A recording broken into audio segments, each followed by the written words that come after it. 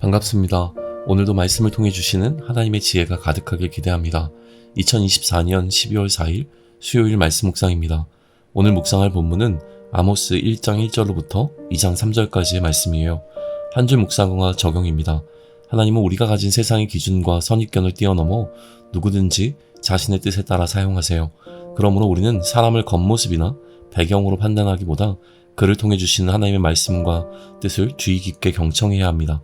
오늘 만나는 사람들을 세상의 기준으로 평가하기보단 그들을 통해 전하시는 하나님의 뜻을 겸손히 받아들이고 경청하는 태도를 가져보세요. 하나님께서 말씀하시고자 하는 메시지는 예상치 못한 곳에서 오늘 우리에게 찾아올 수 있습니다. 본문을 읽겠습니다. 유다 왕 우시아의 시대, 곧 이스라엘 왕 요아스의 아들 여로보암의 시대, 지진 전 2년에 드고와 목자 중 아모스가 이스라엘에 대하여 이상으로 받은 말씀이라. 그가 이르되 여호와께서 시온에서 부르짖으시며 예루살렘으로부터 소리를 내시리니 목자의 초장이 마르고 갈멜산 꼭대기가 마르리로다. 여호와께서 이와 같이 말씀하시되 다메섹의 서너 가지 죄로 말미암아 내가 그 벌을 돌이키지 아니하리니 이는 그들이 철 타작기로 타작하듯 길르앗을 압박하였음이라.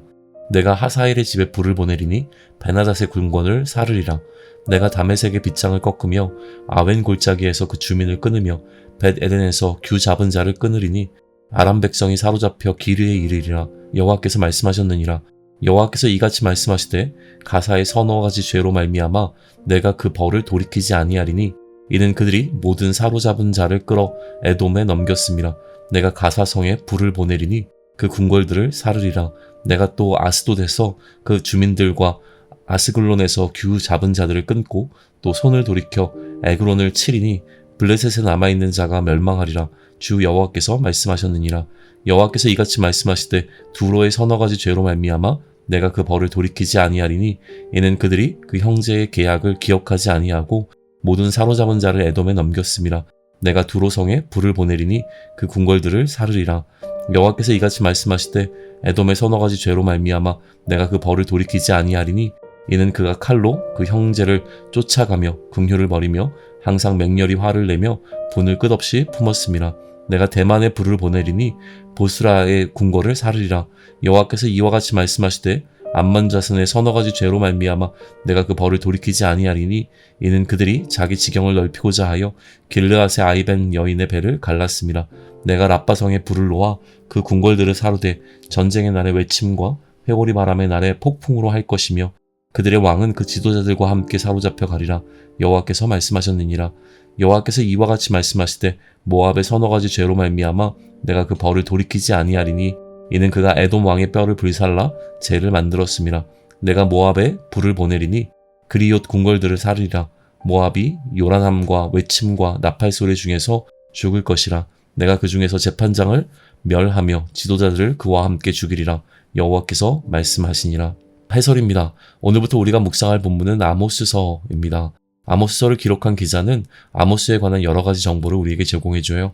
첫째, 아모스는 남유다에서 우시아 왕이 통치하던 시대, 북이스라엘에서 여로보암이 통치하던 시대에 북이스라엘에서 활동했습니다. 이 시기는 두 나라 모두 안정을 누리던 시기였어요. 둘째, 아모스는 이스라엘의 지진이 있기 2년 전에 활동을 시작했습니다. 아모스서가 이런 정보를 주는 이유에 관해서 주목할 필요가 있어요. 아모스 선지자가 활동할 당시에는 이 지진이 언제 일어날지 알지 못했겠지만 아모스서가 기록될 시점에는 이 지진에 관해서 독자들이 알고 있었습니다. 따라서 아모스서의 독자들은 아모스의 메시지와 이 지진을 서로 연결해서 생각했을 것이 분명해요. 그러므로 이 지진은 앞으로 우리가 아모스서를 해석하는 데 영향을 미치게 될 것이에요. 셋째, 아모스는 남유다 드고와 출신이었어요. 드고와는 예루살렘 남쪽에 위치한 시골 마을이었습니다. 그래서 우리가 시골 출신이라고 말할 때 그 안에 포함된 뉘앙스가 아모스에게 덧입혀집니다. 아모스에게서는 순수함과 투박함, 그리고 자연의 냄새가 납니다. 그러나 한편으로 이런 배경의 아모스가 남유다가 아니라 북이스라엘에서 활동할 때 그는 북이스라엘에서 소위 듣보잡 대우를 받았을 가능성이 있어 보여요.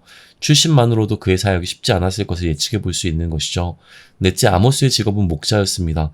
아울러 7장에서 아모스는 뽕나무를 재배하고 관리하는 자로도 소개가 돼요. 이러한 그의 직업적 경험은 메시지에 반영이 됩니다.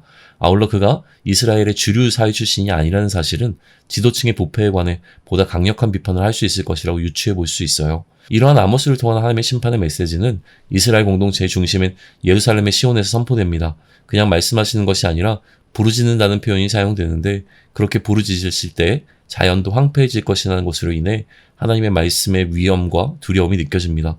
그 무서운 목소리로 선포되는 심판의 메시지는 이스라엘뿐만 아니라 주변 국가인 다메섹, 가사, 두로, 암몬, 모압의 죄와 심판에 관해 말씀하세요.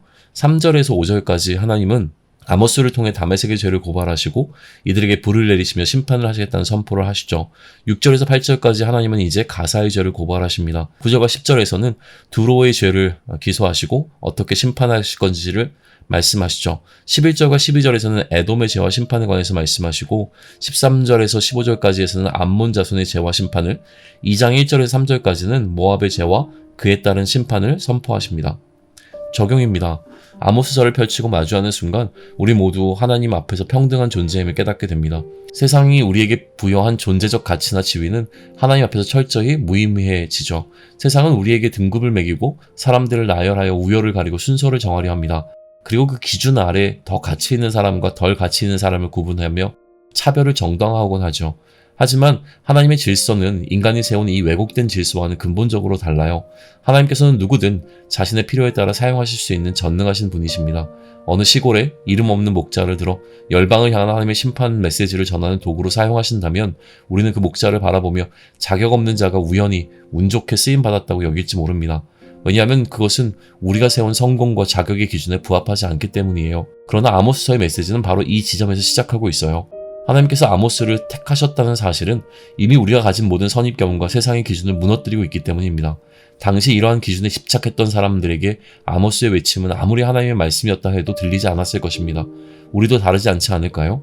우리는 하나님께서 우리에게 주시는 말씀보다 그 말씀을 전하는 사람의 자격과 배경에 더 많은 관심을 두곤 합니다.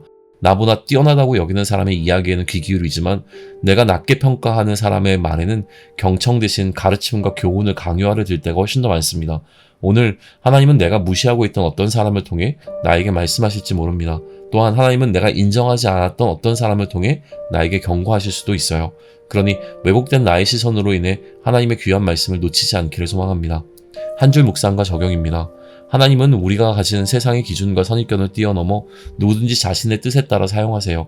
그러므로 우리는 사람을 겉모습이나 배경으로 판단하기보단 그를 통해 주시는 하나님의 말씀과 뜻을 주의 깊게 경청해야 합니다. 오늘 만나는 사람들을 세상의 기준으로 평가하기보다는 그들을 통해 전하시는 하나님의 뜻을 겸손히 받아들이고 경청하는 태도를 가져보세요. 하나님께서 말씀하시고자 하는 메시지는 예상치 못한 곳에서 찾아올 수 있습니다. 기도드립니다. 내가 가진 세상의 기준과 선입견을 내려놓고 누구를 통해서든 말씀하시는 주님의 음성을 경청하게 해주세요. 겸손히 마음을 열어 주님의 뜻을 깨닫고 따르는 하루가 되기를 원합니다. 특별히 나라를 위해서 기도합니다. 어수선한 시기 하나님이 이 나라를 기억하시고 이 땅 가운데 아모스서를 통해서 선포하셨던 그 공의가 우리 가운데도 충만하게 임해질 수 있도록 은혜를 더해 주세요. 예수님의 이름으로 기도드립니다. 아멘.